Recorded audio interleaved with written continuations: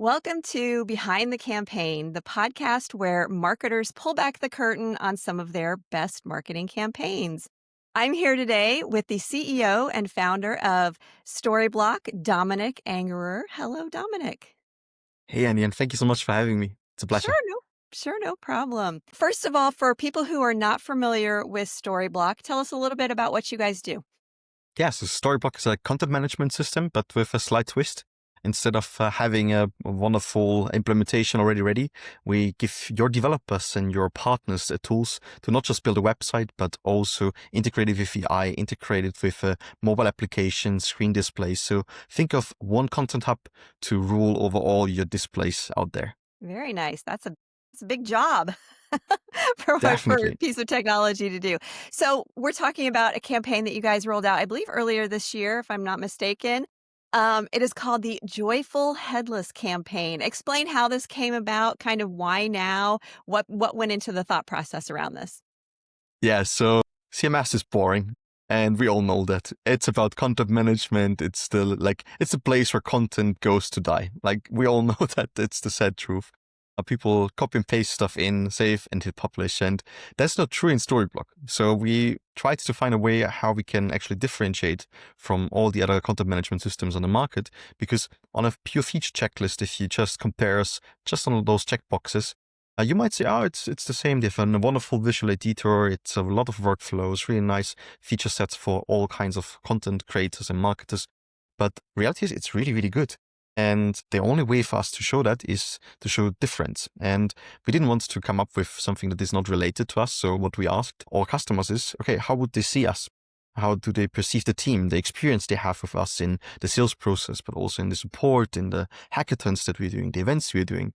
And the overwhelming percentage of people told us no, it's a joy. It's amazing to work with you guys. The onboarding is nice. The product is nice. And there's this spark of joy and happiness. And so it was our customers that decided on the name itself. And then there's something to it. Like people that you meet from Storyblok and conferences, you would like them. I'm 100% sure. Like they're really likable people. I don't call myself likable. I'm not that crazy of an ego, but people would tell me that sometimes.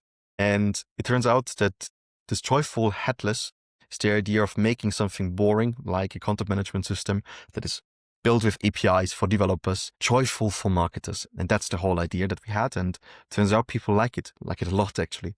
And we got finally also scientific proof on then had a study conducted on understanding behavior and measuring facial recognitions and nuances of muscle to understand if people that use Storyblok are actually happier and have more joy. And we measured 83% of people have more joy if they use Storyblok for the first time coming from another CMS. So it's now scientifically proven. Wow, that is very cool. So just for the record, as a content strategist, I do not think that content management is boring. I'm Same a for me. huge Same for fan me. I'm a huge fan of content management and someone with a slight OCD, and I like things to be very nice and neat, and I can't tell you how many clients I've worked with where I go into their CMS or their DAM, and it is just a mess, and it gives me a little bit of hives because I'm like, "Oh, no, no, no, this is not good." You mentioned that kind of admitted the CM or that can be a little bit boring. So through this campaign, what were you trying to do to change that perception? What kind of concepts were you looking at to incorporate into this campaign to maybe change that perception of CMS being boring? Yeah, so first we really leaned into the concept of joy by itself. So we wanted to find those stories that our customers were telling us in those surveys, like the actually anecdotal storytelling kind of aspects of it. So uh, crazy example, a very good example is, oh, I hated our developers. Now I invite them for coffee after work. I'm really not afraid to go on vacation anymore because I have my whole to-do list and my stack and assigned content already in plan. And I can just go back where I left it on a Friday, for example. And what we then realized, okay, it's more about how we make people feel when they start the job on a Monday morning. And our goal is that any developer, any marketer that comes back to an office or in a remote environment and they start up Storyblok, that they're not like, okay, it's Monday again, I need another coffee. They should go in there, okay, let's do something. What is the next thing we can tackle? With this aspect of joy and the idea of empowerment for marketers and the reduction of frustration, essentially. That's what we really, really heavily leaned into. And the cool thing is we literally just tried to tell the stories our customers were telling us. So we didn't have to invent something completely new. We just like really sounded out essentially. We tried to like shout it everywhere what our customers were telling us. And doing that, it resulted in this really, I would say, nuanced, but at the same time, extreme difference. Because like the system itself, it's still a CMS. It's not boring, as I would say, but it's like functional, it's stable, it works amazingly well. But when you use it, it's really a delight to use. And like we saw that within the features that we have, the intuitiveness of people just jumping in, trying it out. And later on, even when you have like 600 marketers working in like the Storyblok organization of a larger corporate, they still don't get lost. And that combination of like first time users to all the way to a large brand using it, and all of them would agree like, hey, Joyful, perfectly fine. Like that's actually like the perfect naming. And us getting that verification by leaning on the concept of joy and empowerment, I believe that was the success of the last campaign. And we're going to stay with Joyful for quite some time now. Even our conference that we have in mid of October is called JoyConf. So it's a huge flagship storytelling element for us where we can showcase our next features that are upcoming. Very nice. And let's face it, we all need a little bit of joy right now, Yes. whether that be, in our personal lives, in our work lives. And so I think this concept of joy and happiness and just being able to breathe a little bit when, even when you are working, right? Because you're working in Storyblok, and just having that idea of it's not going to add extra stress to your life because you have to work in this piece of technology that maybe you're a first time user, like you said, and you're not maybe comfortable with it, or you're a longtime user of Storyblok and it's just a joy. I love that concept. So And go ahead. yeah, and actually it shows, like we have amazing features coupled with AI. So there are some elements where we automatically generate your SEO tags if you want. We do some of the chores of adding alternative text to your images by analyzing them and just generating it for you. And there's so many bits and pieces that just takes a lot of time from you, and we can reduce that down to like 40%, which is quite amazing.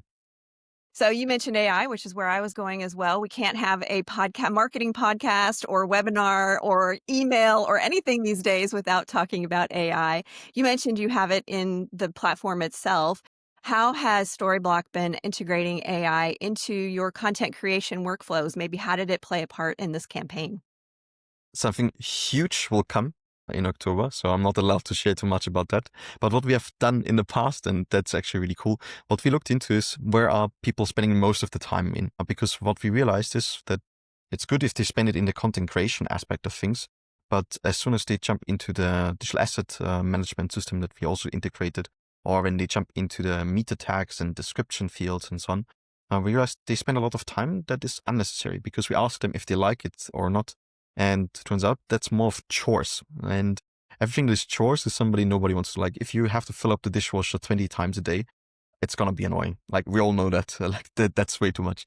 And same with meta tags, same with alternative text, same with all the other things. And we then focused on enabling elements of Storyblok with AI, where we see customers spending a lot of time where they don't want to spend time. Because it's a difference if you build out an amazing landing page and you think about the copy wording and all that. That's where you want to work because that's the creative part. Figuring out alternative text image for an image that you need once might not be the case, but it's still important for everybody that is looking at accessibility and needs that additional help. So we try to find those sweet spots where it makes sense. And we realized we can do it with, as mentioned, meta tags, any SEO information where we can summarize the content that you have just created in a really nice way and structure it for schema.org or similar. Then we found a way, hey, about translation. It's really, really, really annoying, especially here in Europe. We have so many different languages, right? So what we did is we have a one button click translate in any language you want. So your whole content, doesn't matter what it is, you can just press a button and suddenly you have your first option for that. And then we went further. We know that large enterprises have restrictions of which AIs they're allowed to use, which models they're allowed to use. They need to bring their own AI tokens. So we built that. We built it in a way where you can bring your own AI in terms of like AI token. You select the model that you want and you just throw in your token. And suddenly it's integrated with your already approved stack. So you don't need to make sure that legal is allowing you to do that or not. It's just your default setup. So we try to really think about how can we get the least in the way of marketers and creators, because to be honest, nobody wants to get in somebody's way. We just want to make it easier. And that's what I believe we have done so far with the AI tools that we have integrated. And there will be a little bit more of integrations coming around Gemini and OpenAI, where it's something where you can also pay inside Storyblok for it. So you don't need to bring your own token for those that don't have it, because procurement is still hard to do. And on the other side, there are more features to automate and create amazing workflows coming your way as well. So, but for now, it's about chores and making them as easy as possible. So more to come. So you're going to be Definitely. unveiling all of this in October at your conference? Is Yes. that okay? Yes. So that's a cue for everyone to attend the conference. Little plug there. Just a So little bit. obviously, you created this campaign to help people feel a little bit better about CMS, but I'm sure you also wanted to educate them about what headless CMS is. So how did you incorporate some of those concepts into this campaign of Joyful Headless? Like somebody looks at the tagline and they say, "Oh, Joyful Headless, that's great. I understand the joyful part. Maybe I don't understand the headless part." How did you incorporate that into this campaign? Yeah, so we're currently in a market where we have old legacy player monoliths that try to become like a headless player. They try to own that narrative. They try to own that word. And we have then headless players that try to be really developer focused. And we needed something in the middle. We needed something that makes sense for marketers, that is really nice to use, but heavy for developers to also build something robust and like stable. And we realized that just pure headless as a concept, where it's about offering APIs and no like visual end, is a little bit too less for marketers to work with. So we built a visual editor already from the get-go. That was something we built 7 years ago.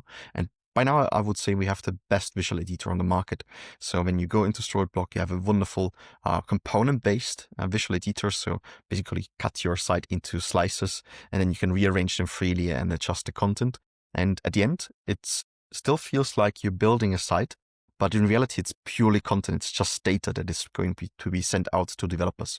So they can then use any technology, any kind of setup that they want and that they're familiar with. So it's easier for you to get developers, and then they can build something, and then it can be integrated in Storyblok again. So it's quite a nice cycle that you can run there. And this headless approach of just APIs is something that we incorporated by showing how easy it can be. So joyful and headless can be easy combined, because just pure headless, as you would see it out there, is always tackled with, oh, it's a lot of implementation. You need to do everything on your own. There's nobody that is going to help you, and it's going to be a pain, even though you will get a lot of freedom. So they would not undermine them, because of course you can reuse your content. So what we did is we built blueprints. It's a one-click, you got full like enterprise-ready setup from us, different use cases, be it a knowledge base, be it an like complete corporate site, be it anything you want. There are different blueprints for everybody. Full MIT license. You can use the source code however you like. So it's a perfect starter to tackle like the old legacy players. And the old legacy players are trying to become headless, or at least from a messaging point of view. But my answer to that in one of the campaign videos that we did is, if you buy a car, like a bike, and you add 2 more or wheels to it, even though with an electric motor, it's not going to be an electric car. It's still an electric bike, right? And that's what the legacy players currently do. And for us, we built something from the ground up. We built it on the headless concept, but we made sure that marketers have joy using it, and they don't feel the heaviness of a pure API-based, developer-oriented tool. So we try to combine both worlds, and with Joyful Headless, we did the same. Joyful coming from the marketing side of things, how they perceive it, how they like it. Headless for the developers, because it's always those two like groups of people or personas that we are actually targeting. So during the ideation and the creation of this campaign, did you have any challenges, any bumps in the road? Were there any kind of concepts that you didn't end up going with, but maybe you really liked? So time was the predominant thing. So we started with a complete ICP overhaul in September. So completely scratching everything we had at that point, and together with Mark Wheeler, our now CMO, we went into our database and CRM, and we really looked into our customer base right now, where we had the most like success in growing and also acquiring them. And then we really built out the propensity model around it. So full ICP analysis, full propensity model. And we then also used 6sense to get additional intents data to make sure that we build a tiering up on our targeted account list that we have built up. And only once we had the first glimpse of how that looks like, how tier 1 and tier 2 would look like, that's when we started to combine it with the survey data that we did on the basically who customers think we are and what they like about it. And then we tried to combine both of them. And until that point, it was already end of October. With November, you don't want to destroy something on the Q4 kind of acceleration of sales at our place, at least. So without any kind of direct impact for the salespeople, we had to start training them because the launch date of our new messaging and the whole campaign house that we built up was in mid of January. So 12th of January this year, we launched it. So within Q4, even though it's the most busiest quarter at Storyblok, we were able to train our salespeople. We had to create that material. We had to come up with the proper strategy around how we distribute it later. And then we really build out multiple campaigns on legacy, developers, marketers, and also enterprise. And the cool thing is, with this time constraint, we had to scratch a lot of ideas that we had. I mean, we have now one smaller mascot, which is like a dog that has glasses on and looks really, really smart. It's our enterprise mascot. We have another one internally, which is a puck that we also use, which is like a superhero kind of idea. And there were so many more of those, but we had to scratch most of them. And yeah, but it's time. Time is always the issue. And I'm a big fan of Storyblok's branding. And I think Thank you. that the joyful concept really works well with the branding that you've had for a while now. Was that a consideration as well? How did you fit in this campaign with your existing branding? So we flipped the branding as well. So we did a complete overhaul. Once we had the complete campaign tree for us set up, we have two amazing designers in-house, Nicola and Sophia, and they jumped on it. And within, I believe, a week, we had the first concept. Another week later, we had the first narratives built out. And then we did some quick testing internally and also some of our larger customers, and they liked it. So we then iterated on that, and it was a long hours, many long hours. At the end, they brought up something that, like, you look at it and you're like, that's nice. That's cute. That's something different. It's still serious to some extent. If you look into our enterprise area and legacy area, we're definitely not here to just be thrown away at one point. Customers stay with us usually for many years. Actually, our churn rate is below 1%. Like they like it, Yeah, and that's that's good. what we try to do. Like it's joyful, but it's stable. It's amazing. Were there any activations as part of this campaign that you found particularly fun or joyful? I know you have your mascot. I don't know if you did anything with that, or is there any things that you did that you're like, oh man, that's just really fun? So for me, the Nasdaq tower and everything that is happening in New York when you have the large screens and so on, like that's always really impressive for me because like I'm a 30-year-old software engineer from Austria that started Storyblok now 8 years ago. Actually, at the 6th of September we are turning 8, and thank you. And the crazy thing is, for us going to New York and being at Times Square and similar, that was always like the dream that we wanted to achieve, and we've done it now like 6 times in that campaign with different messaging, with different setups, with different mascots. And it's just amazing to be able to do that and use those footages then online again when we retarget our customers or potential customers. And no, it's just really cool. And I believe like the combination of mascots that are a little bit bolder. It's not the usual stock images that you would have with dogs, and I mean everybody likes dogs, I believe. It's just a really nice kind of combination, and people ask us why, and why this like superhero puck, for example. There's a really simple explanation. We do have 270 different employees globally. We are distributed across 47 countries by now, and everybody has different dogs, and we have our pets and dogs channel, right? So we figured, okay, dogs won because there are less cats than dogs, so we go for dogs. And the puck, for example, was at the open office space we had in London when we did our accelerator founders factory, and there was this small, really annoying puck that always like bit in our legs because he wanted to play, and that stuck with us because at one point I stuck a sticker on his head and he was running around going crazy in that office, and you know, like that just stuck with us, and we now brought it to life in a campaign essentially. Yeah, I think you're 100% right that people love dogs, and so that was a great mascot to pick. It's not what I expected to say on a podcast about marketing, but But hey, here we are. You mentioned, you've had some activations at Times Square with some other messaging. How would you say that this Joyful Headless campaign compares to some of that previous messaging? I believe it's a natural progression of what we have done before. So we started out with purely PLG motion, purely developer-driven word of mouth, because Alexander and I, we both founded it as developers, right? So we created articles, tutorials, and how developers can utilize Storyblok, and they just spread it. And then we realized, okay, but it's not just for developers; it's also for marketers. So we leaned really heavy on the developer, on the marketing side of things, because we already covered the developers. So for about 4 years, from 2020 to 2024, we were all in pure marketing messaging because the developers already liked us and came by themselves. They signed up essentially all on their own by finding our tutorials and our communities and hackathons that we were doing. For the marketers, we wanted to make sure, hey, it's a CMS. Yes, you might have not the best experience with whatever your customers or your own experiences with the CMS, but this one is different and you should try it and give your developers access to it, and together you can build something amazing. And that's what we have done all the time. And we then realized, okay, we are now neglecting a little bit of the developer angle because we were so heavily leaned towards the marketing side of things. And with the Joyful Headless, we try to pull it back in a really healthy middle ground with Joyful Marketer and Headless for developers. Like literally that's the middle ground that we chose because it's a tool for both. As a developer, you should go in there, and no matter which your content team and marketing team have, you should be able to build it in a nice way and with any technology you want. So there should be a lot of joy while doing that. For a marketer, you're not restricted to any templates or any plugins or anything like that. Literally what you need is a team of like skillful developers or developers by itself that can handle data, and every developer can handle data.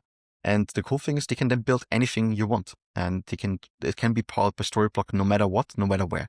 And that's the beauty of it. We combined both worlds, and suddenly we had a lot of customers that told us before Storyblok, they really fought with their developers and also vice versa with the marketing team. And now they're literally working together and talking the same language to some extent, because we're all talking about components and building out those content components so they can reuse it and about it anymore. And that, I believe, is what made it quite unique and made it a natural transition from developers focused then to marketing focused to now both, because it's really important to cover both of them.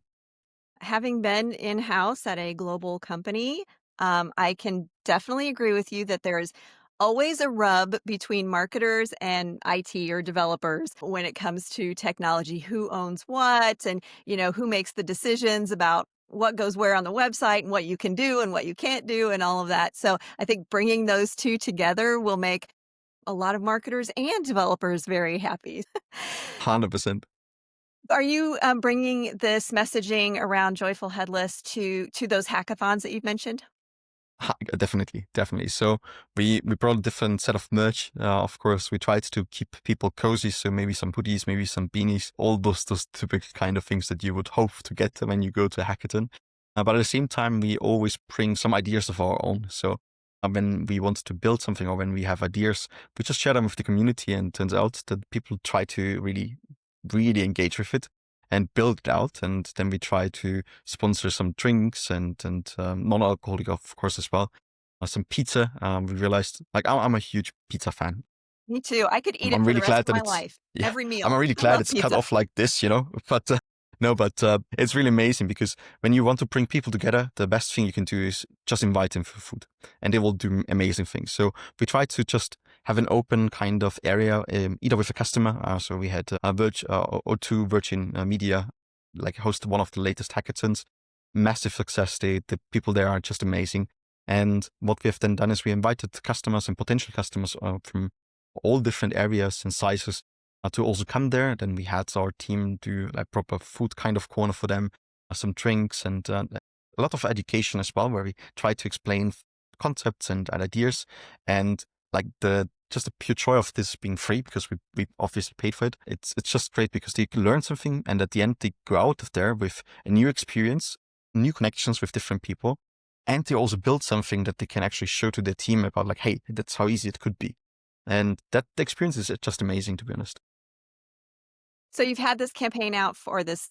It's not really a campaign. I mean, it is your new identity, right? I mean, we call it Exactly. a campaign, but you've had it out since January. What kind of results have you seen? What kind of feedback are you getting?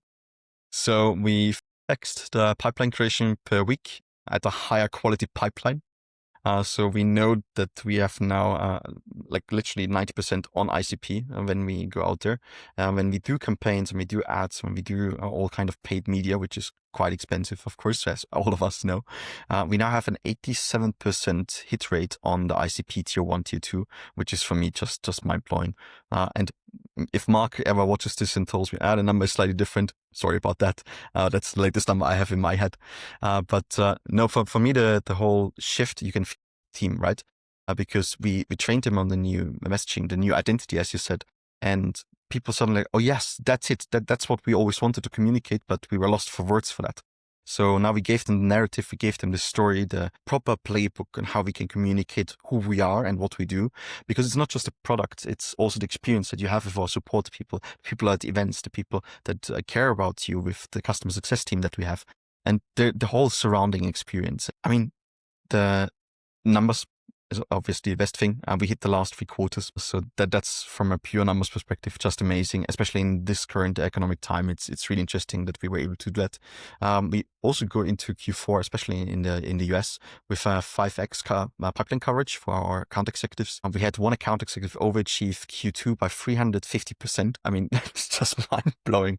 And no, it's amazing. So the new identity, because we took some time, but not too much. And we asked our customers for feedback, and we also use data to really fundamentally decide on what we should do. It just pays off big time if you take that initial risk.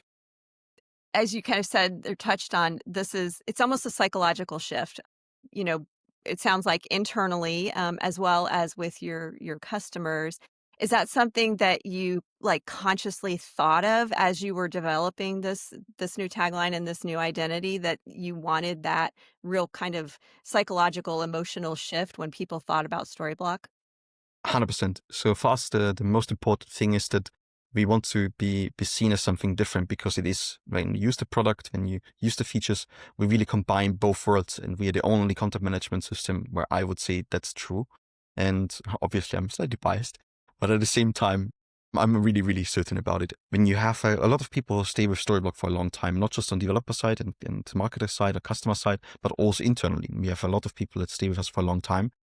For them, they always struggled on explaining why it's different, why it's a nice company to be at, why people should apply for jobs that we have. And now they have a tool. Suddenly you realize that they feel like they're winning, and they're not just winning because it's a good product. They're winning because the whole experience is amazing and they can articulate that. And us bringing the whole team along and having a complete enablement session and a couple of workshops also while we did our go-to-market kickoff in February, early this year, it was just great. And now we can build on top of that. There's another shift happening right now where you can see traffic at most content heavy sites and content sites itself is just dropping rapidly, even though revenue and signups stay the same, because it's shifting from Google and pure search traffic over to GEO and actual like Perplexity, Claude, OpenAI. People need to be ready for that. And to be ready for that, and you said it yourself, most customer have, or most CMS customers have, usually are not structured. And content is not usually the best like first stepping stone, but it's getting more important that you get your content ready, because content operations, the quality of your content that you have and the way you position it, no redundancy, no duplicated content, no outdated content. This is really important because it will hurt you when they are re-indexing, when they're training the LLM, because you're getting found for stuff you don't want to be found. And the most important part, actually where you want to be found, you will be diluted down because you are outdated content. So it wasn't a big issue for Google, because Google had this timing variable in there where if it's older, it's just deranked and it's gone. But for LLM, it's active content. It's content that is out there. So people need to clean up the content and get higher quality content out of there. And now it's a really good time to throw away part of the content that you don't want. You find a new CMS to play around with, and CMS that supports the next wave of where we need to distribute content for, because website isn't enough. It's just a medium that is working right now. And there will be a shift in all of that in the next, I would say, at least 2 years. Yeah. I was just yesterday working on my LLMS.txt file for my website, trying to get that ready. And figuring out what I needed to do with it. So I think that's, something that, like you said, everybody has to think about now, is the drop in people searching in traditional ways and going to AI. And I think, we've seen the shift as marketers. We have been in this AI space for several years now, and it's just built into our DNA. but for the more general public who may be searching for, you know, things that are related to your product, maybe not Storyblock because you're more marketer focused and developer focused, but consumers who are searching for consumer goods, those consumer companies have to have their sites ready because they're searching in Gemini and ChatGPT. So I think it's that shift is starting to happen. It's slow, but as more marketers are talking about AI with their friends and their family, and their friends and family are like, what are you talking about AI? And we're starting, I think the marketers are on the forefront of teaching people who are not in the marketing space about AI. And so that shift is starting to happen. So that's great that you guys are really kind of consciously thinking about that. So this has been really fun, really great. I am kind of a CMS nerd, a content nerd. So it's been great talking to you. Anything else that you want to add that people should know about the Joyful Headless campaign or about Storyblock? Yeah, just check it out. I mean, storyblok.com or joyconf.storyblok.com if you want to jump in on one of our meetings, our conferences and hackathons and similar. But to be honest, people should just enjoy using a CMS, and we want to solve that pain for many. And if they want to, or if they know it right now, and if they hate Monday mornings, they might want to check it out. So that's all I have to say. Are you It's guys really going to be nice. are you guys going to be at Content Marketing World this year and actually in a couple weeks? It might be. I believe my team certainly will be there. I think you guys I have been there myself, before, so yeah. yes, that for sure. That for sure. Yeah. Yeah, because I know we have a lot of, or I have a lot of listeners in the content marketing space. So hopefully we will see you all there at the conference in San Diego in a couple of weeks. So this has been great, Dominik. I appreciate you coming on and chatting with us about your new identity. We won't call it a campaign. We'll call it an identity. You're going to have it Sounds good. for a while because it's fun and it's joyful. So thank you so much. Thank you so much, Andy.